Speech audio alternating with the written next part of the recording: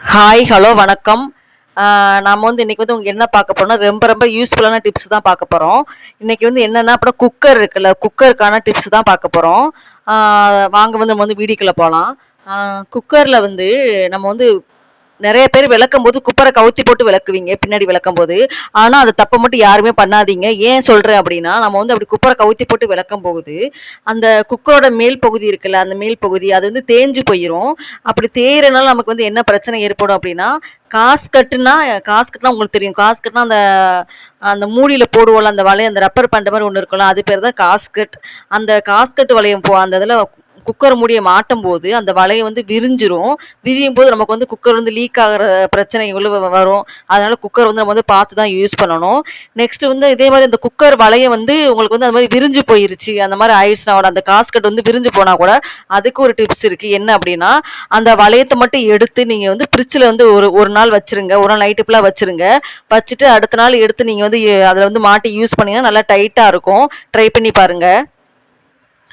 Next வந்து குக்கர்ல வந்து நம்ம வந்து அடியில வந்து ஒரு மாரி நமக்கு வந்து ஒரு பழுப்பு நிறம் மாரி அப்படி வந்துருச்சு, ரொம்ப நாள் பட்டுருச்சு அப்படின்னா, நீங்க கவலைப்படவே தேவையில்ல. அதுக்கு ஒரு டிப்ஸ் சொல்றேன். அதுக்கு என்ன அப்படின்னா, எலுமிச்சை தோல் இருக்கு பார்த்தீங்களா, அத வச்சு நல்லா தேய்ச்சு விட்டுருங்க. நல்லா தேய்ச்சு அப்படி விளக்குனீங்க அப்படின்னா, குக்கர் வந்து நல்லா பளிச்சுன்னு இருக்கும்.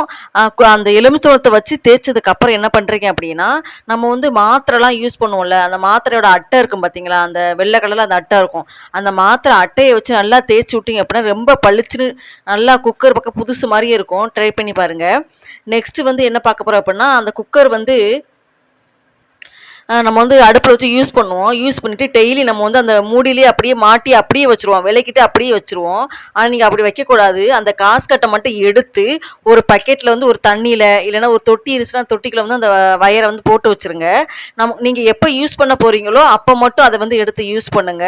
இப்படி நீங்க செஞ்சீங்க அப்படின்னா, அந்த வயர் வந்து ரொம்ப நாளைக்கு நமக்கு வந்து பிரச்சனையே வராது. பிஞ்சும் போகாது. ட்ரை பண்ணி பாருங்க. நெக்ஸ்ட்டு அந்த காஸ்கட்னா அந்த வளையம். அது வந்து நமக்கு வந்து இதாயிருச்சு ஒண்ணு புதுசு வாங்கிட்டோம் அப்டின்னா, பழச வந்து தூக்கி போட்டுருங்க. ஏன்னா, நீங்க தெரியாம கூட அத வந்து மாத்தி எடுத்து யூஸ் பண்றதுக்கு வந்து அதிக சான்ஸ் இருக்கு. அதுக்கு தான் சொல்றேன்.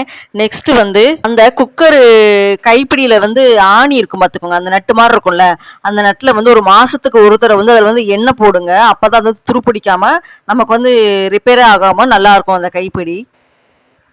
நம்ம வந்து குக்கர வந்து யூஸ் பண்ணும்போது, அந்த குக்கருக்கு மேல அந்த விசில் போடுவோம்ல, அது வந்து வெயிட்டுன்னு சொல்றாங்க. அந்த அந்த விசில வந்து எடுத்து எப்பயுமே அத வந்து கிளீன் பண்ணி வச்சுக்கோங்க. நீங்க யூஸ் பண்ண போம்போது, அது வந்து ஏதாவது அடப்பு இருக்கா? இல்ல கரெக்ட்டா இருக்கா? அப்புட்ன்னு சொல்லி பார்த்துட்டு அதுக்கப்புறம் யூஸ் பண்ணுங்க. ஏன்னா குக்கர் வந்து வெடிக்கிறது கூட சான்ஸ் இருக்கு. அது அடப்பு இருந்துச்சு அப்டின்னா. நம்ம வந்து குக்கர்ல வந்து நம்ம வந்து பருப்புலாம் வேக வைப்போம். அப்ப பருப்பு வேக வைக்கும்போது, சில நேரங்கள்ல வந்து அது பொங்கி பொங்கி அந்த குழாய் வழியா வந்து வந்து நம்ம அந்த மூடி ஃபுல்லா நமக்கு வந்து அப்படியே இது ஒரு மாரி அப்படியே காஞ்சு போன மாரி ஒரு மாரி ஆயிரும். நமக்கு வந்து விளக்குறதுக்கு வந்து கஷ்டமா இருக்கும். அதுக்கு வந்து நான் வந்து உங்களுக்கு ஒரு டிப்ஸ் சொல்றேன். அந்த பருப்பு வந்து வேக வைக்கும்போது வந்து பொங்கி பொங்கி கொட்டுறனால தான் நமக்கு வந்து அது வழியா தண்ணி வருது. அதுக்கு என்ன பண்ணலாம் அப்படின்னா, கொஞ்சோண்டு நல்லெண்ணெய் 1 ஸ்பூன் நல்லெண்ணெய் எடுத்து பருப்பு வேக வைக்கும்போது, அதுல வந்து நீங்க வந்து ஊத்திருங்க. அப்படி ஊத்திட்டீங்க அப்படின்னா, பருப்பு வந்து பொங்கி வராது. வெளிய அந்த தண்ணியும் வழிஞ்சு உங்க தட்டும் அந்த மூடியும் வீணாகாது. யூஸ் பண்ணி பாருங்க. குக்கர்ல வந்து நீங்க காய்கறிகள், இல்ல பருப்பு, இல்ல சுண்டலு எது வேக வச்சாலுமே, அதுக்கு சரிசமமான தண்ணீர் வந்து கண்டிப்பா ஊத்தணும். கம்மியான தண்ணீர் மட்டும் ஊத்திராதீங்க. நமக்கு வந்து குக்கர் வந்து அங்கங்க கருப்பா அப்படி இருக்குன்னா, நீங்க வந்து கவலைப்படாதீங்க. அதுக்கு ஒரு டிப்ஸ் இருக்கு. அதுக்கு என்ன பண்ணலாம் அப்படின்னா, புளிச்ச மோர் இருக்கும் பார்த்தீங்களா, அந்த மோர வந்து ஒரு 2லருந்து ஒரு 3 நாள் வந்து அதில வந்து நல்லா ஸ்ப்ரெட் பண்ணி விட்டுட்டு, அப்படியே ஊற வச்சுருங்க. ஊற வச்சுட்டு 2வது நாள் இல்ல 3வது நாள் கழிச்சு நீங்க விளக்குனீங்க அப்படின்னா, அந்த கரையெல்லாம் நல்லா போயிரும். நான் சொன்ன டிப்ஸ் எல்லாம் உங்களுக்கு வந்து ரொம்ப யூஸ்ஃபுல்லா இருக்குன்னு சொல்லிட்டு நான் நம்புறேன். நீங்க ஏதாவது ட்ரை பண்ணி பார்த்துட்டு எனக்கு கமெண்ட்ல சொல்லுங்க. உங்களுக்கு இந்த வீடியோ பிடிச்சிருந்தா சப்ஸ்கிரைப் பண்ணுங்க. பாய்.